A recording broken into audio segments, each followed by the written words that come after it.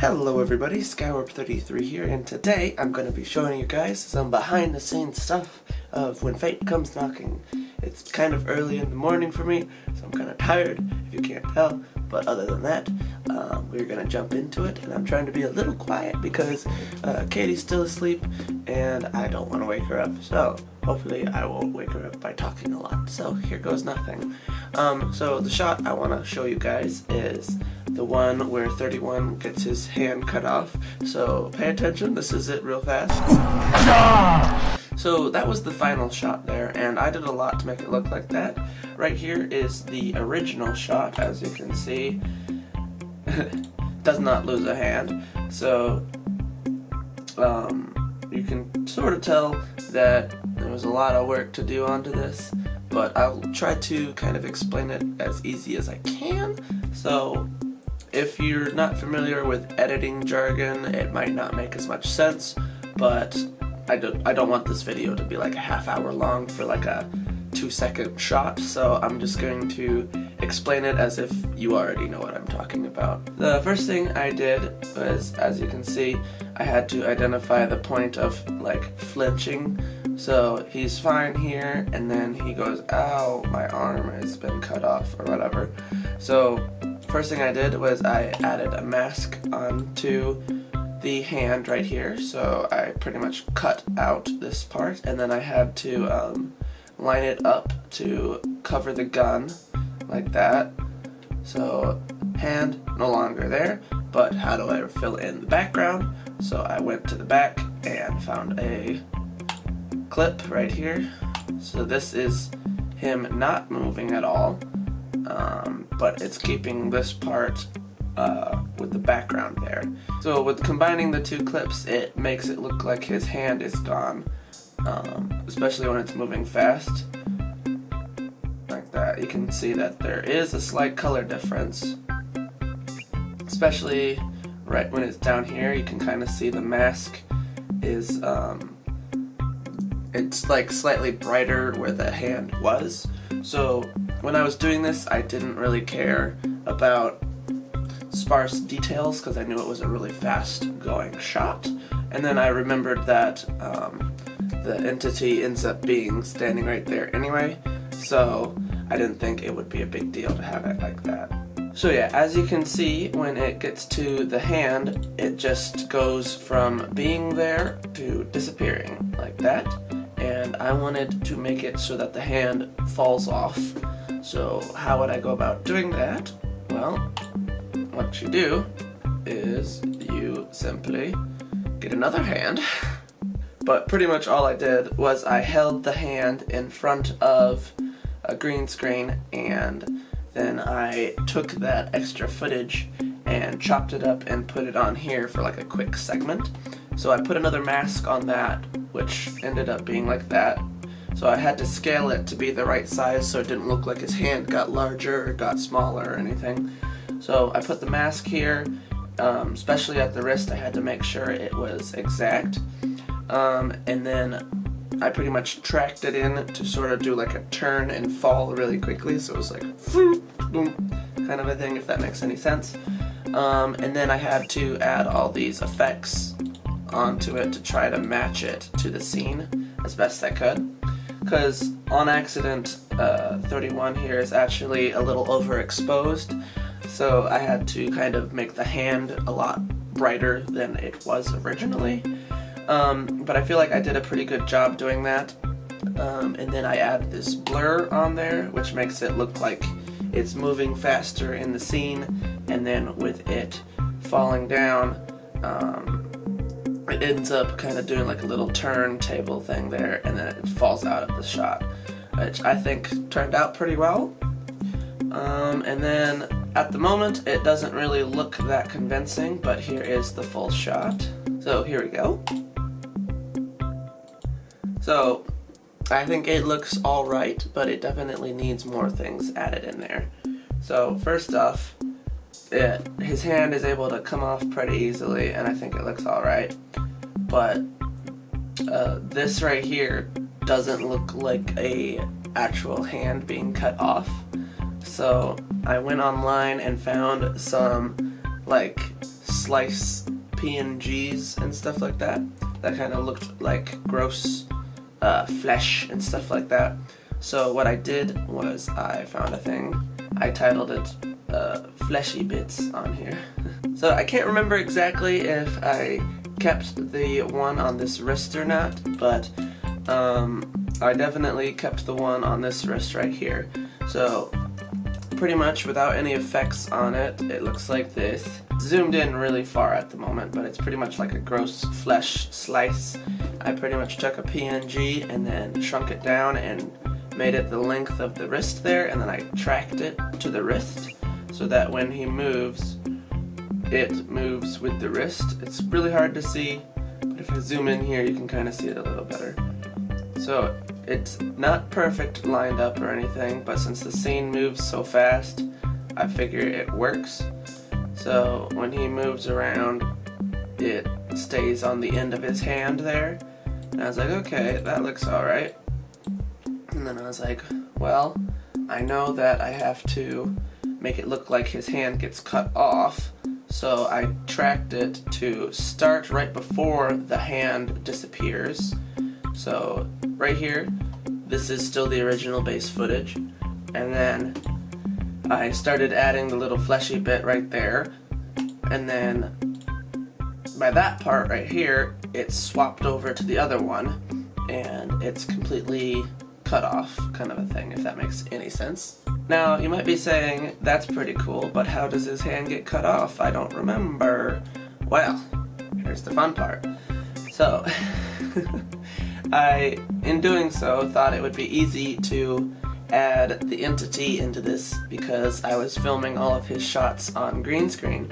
But then I remembered that I have to put him behind the hand here, so he kind of comes whoop, and then chops the hand off, and it's like all creepy and stuff back there. In doing so, I had to try to figure out a few ways to do stuff. So the first idea I had, which would take a very long time, was to try to mask everything out on his arm here, so that when he shows up, it would actually look like he's behind there. But then I had another idea that kind of ended up working, was this base here just so happens to be in front of a lot of green. So I was like, well, what if instead of trying to mask him out, if I just throw on a green screen effect on this. So when I slap on the green screen effect, it takes these all these leaves and things and cuts them out and makes them look more like transparent. So then I had to go back through and redo the background a little bit. So when I put the background on, you can still see that he's there. Like this is the background here, it's just the other me standing back there. You can't see that there's holes here, but let's see right here. I had to add another layer to get rid of the extra hem and holes and stuff. So you can kind of tell, but right here and in this general area, there's like an actual tree, so it didn't really work for masking out, so I had, or for green screening it out, so I had to add a mask over at least this tree right here, so that when Warp Sky pops in, he can cut off the arm without looking like he goes in front of, or looking like the tree is in front of him, kind of a thing. So I had to take that tree out. So now that we've got this guy on his own layer, I was able to add the man, the myth, the legend himself right there. So, as you can see, it kind of works. He pops in and cuts off the hand in the right spot, but he disappears after this because I changed him. So I had to end up doing a little bit of wizardry here. So I had to put another version of him in front of the hand here, so that he doesn't look like he's being chopped off at the road right there. So this is it now. This is how it was looking. So when I added him there, and then I also added another version of him after the hand gets cut off, so that it's seamless, but it's so that he's no longer behind all this, he's in front of it, and the whole green screen stuff doesn't matter anymore for it. And he's just like screaming maniacally and looking all sorts of crazy and stuff. And yeah, I feel like it worked pretty well for what I was going for. And then, let's see, what else was there? So, one more thing that I did to make it a little bit more realistic was I added some blood splats and like squirts and things. So when I turn all those on, let's see here. When he slices through the hand, it makes the start of the first one goes psh. They're pretty much PNGs I got from a effects website, but I was able to use them pretty effectively, I think. So the first one turns on and like sprays for a second, and then the second one comes out of the other hand, but it doesn't spray until it falls a little bit, and then just sort of adds a little bit more gunk onto the scene, which makes it so that you can't really tell that his hand is just masked out, which with the combination of Warp Sky being in front and the hand and all that stuff, it ended up not being a big deal. So with adding all that, it made it look a little bit more realistic, and then the blood is still there, sort of splashing around for a couple seconds, or for a little bit afterwards, but once he gets to about there, the shot ends anyway. And then lastly, I was like, how can I make this shot even harder for myself? So I was like, okay, let's add his red glowing eyes. So I was like, oh, that won't be difficult at all to do. But then it ended up being a lot harder than I thought it would be. So pretty much the main problem was that his eyes go behind the gun, and then I had to kind of make it so that the eyes went behind and then in front at the same time, kind of a thing. So when I turn them all on, it works pretty well. But there ended up being a lot more different eyeball layers, because when he goes behind the gun, it cuts, and then you don't see his eyes for a second, and then when the gun falls down, you see his eyes again, but he's technically in front of that previous layer. So when I added the eyeballs in, it made it a little bit harder to do, but as you can see, I had to track them in to go behind the gun, and then the one they disappear right about there for a second, and then as soon as the gun is gone, they start reappearing, and then everything kind of lines up.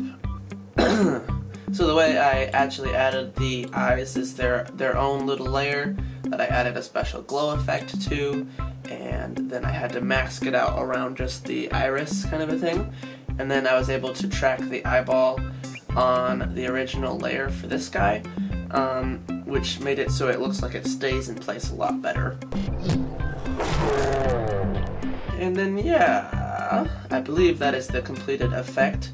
When I was making this series, I wasn't trying to go for necessarily perfect stuff. I was like, well, it's already taken me a really long time to do this, so I feel like I'd be okay if certain effects were a little janky. But other than that, I think it looks pretty good. I'm actually really happy with how it turned out, and I hope you guys enjoyed this little behind the scenes tutorial thingamabob that I did. And I really hope it made sense, because then if not, I spent like a half hour recording this to say a lot of things and it didn't make sense, so hopefully you guys kind of understand what I was going for. If you have any other ideas or different shots you want me to sort of break down, let me know in the comments below. I hope you guys have a wonderful day. Thank you for watching. God bless. And yeah, bye. I'm so tired. I'm gonna go back to bed after this. Just kidding, I have stuff to do.